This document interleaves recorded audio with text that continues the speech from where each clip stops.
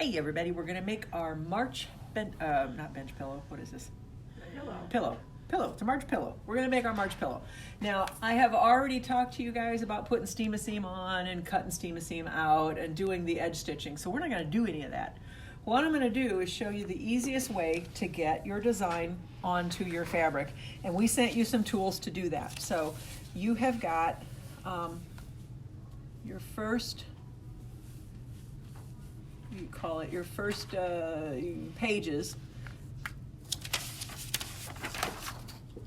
are going to be to lay your design out.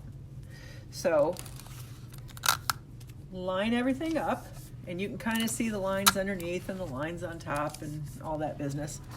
So you're going to line everything up where it's supposed to be, just like that, and tape everything together. And this is again going to be your layout sheet, and it's going to help you get everything put together. You got a lot of little pieces on this one, so in order to make sure everything lines up the way it's supposed to, you got to put a little time and attention into this, making sure everything is laid out properly.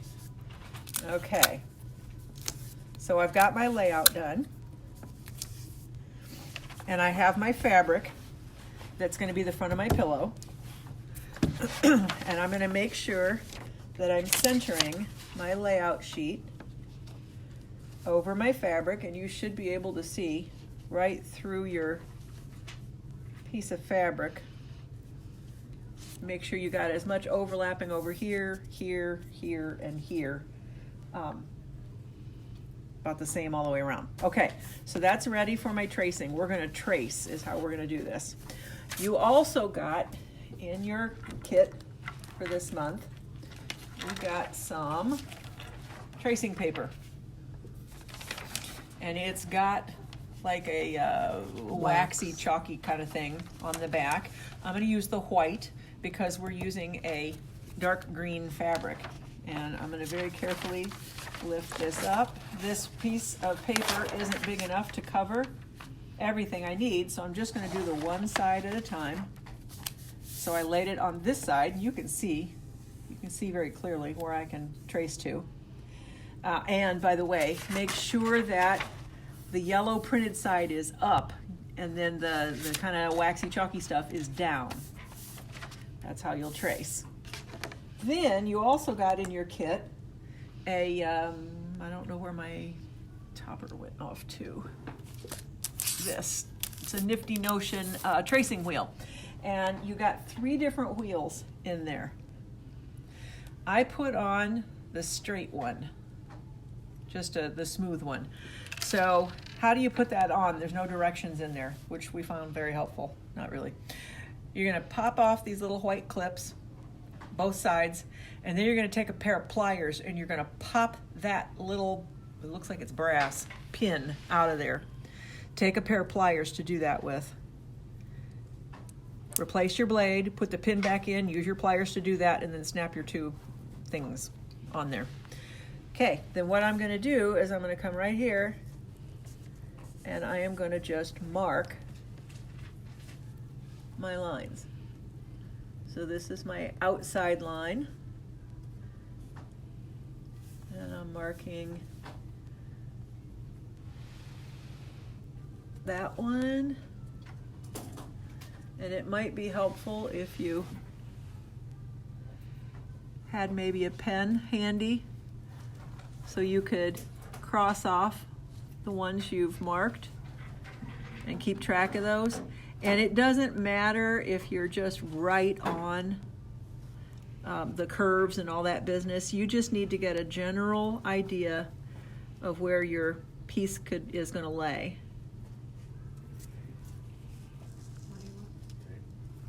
It's over here, Joe.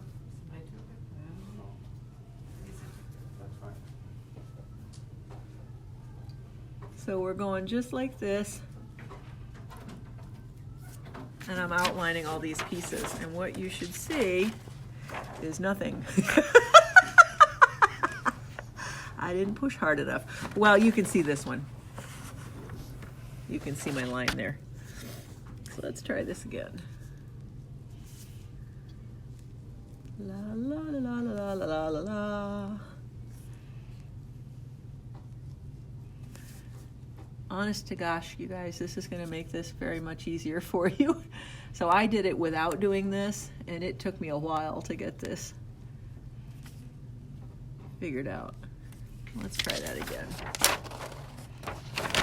There we go. So you can see that I've got a piece that's going to go right there. And then let's see, I can do this one right here. It might be easier, actually. Maybe we didn't need that thing.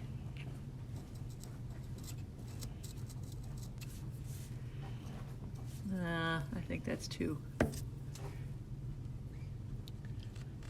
Try a pencil.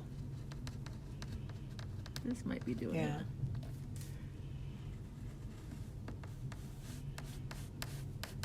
Let me see how that came out. Oh, Yeah, there you go. Much better. Okay, so blow off the little thing we got you. You can use it for something else. Use a stiletto or a blunt tipped edge. Trust me, this is easier than the way I did it. I did it by eyeballing it, and it took me forever. Okay, so you're gonna just outline all these pieces. So that you have a nice idea of where everything goes.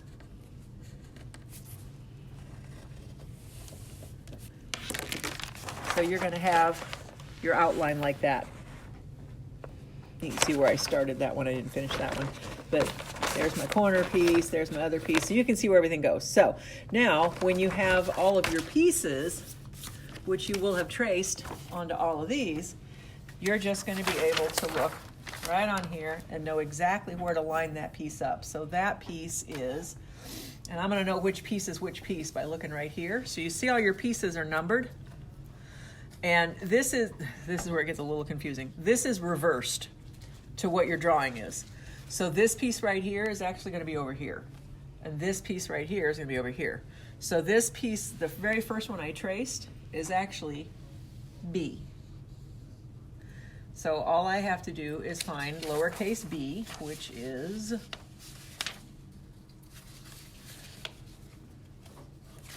lowercase b is this one right here. So lowercase b, peel the paper off, and stick it right there in that outline. And then I know that this one right here is going to be uppercase T. So I find uppercase T, cut it out, peel the back off, and that is going to stick right there. So that'll make this much easier for you. So I didn't have any numbers on any of my pieces, and my layout was like this one, backwards. So I was trying to do everything without an outline, going backwards with no numbers. So it was kind of a pain in the tuchus.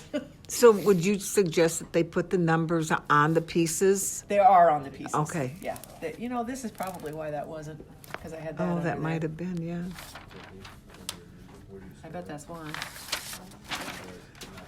That was probably stupid. Stupid, it was stupid. Let's try again. Let me do this one. Whoops.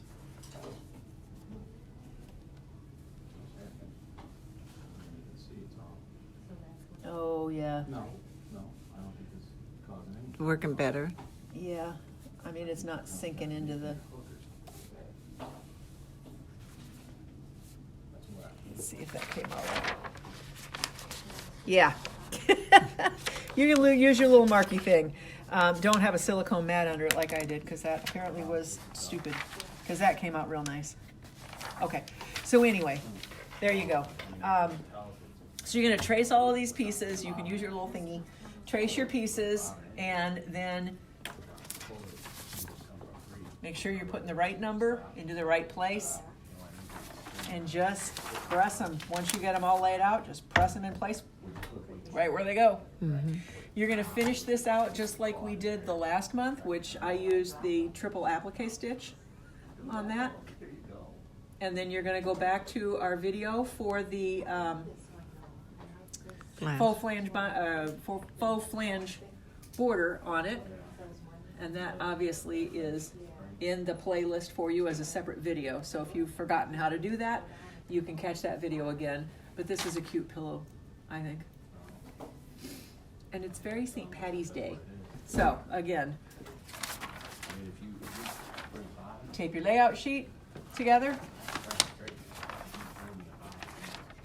Pick your white marking paper, Metal bottle. yellow side up, the waxy printy side down. Get your layout sheet over it. Use your tracing tool. You guarantee it. Outline your pieces. I might break it. Easy peasy. Give it a shot. Don't put anything under it because I did and that made a problem.